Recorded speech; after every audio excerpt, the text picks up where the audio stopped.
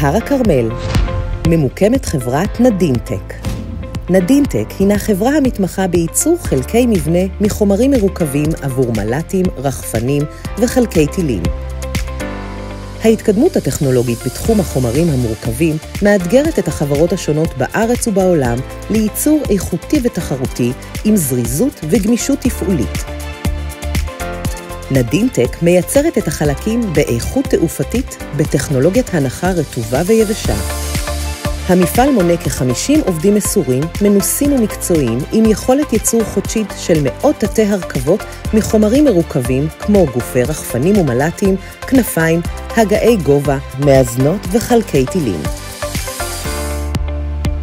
המבנה הארגוני של נדינטק מאפשר אספקת סדרות ייצור גדולות ביעילות וגמישות תפעולית ייחודית.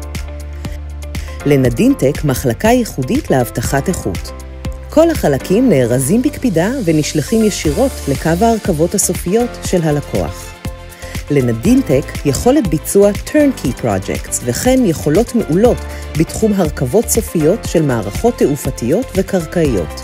בין לקוחותיה הרבים של נדינטק נמנים אירונאוטיקס, אלביט, בלוברד, התעשייה האווירית, קונטרופ, רפאל, U-Vision, פליין פרודקשן, קסנום ועוד. נדינטק מעניקה ללקוחותיה יכולת שמירה על תחרותיות בשוק העולמי, הן בפן הכלכלי והן בפן של היכולת לעמוד בדרישות המשתנות בזמן אמיתי.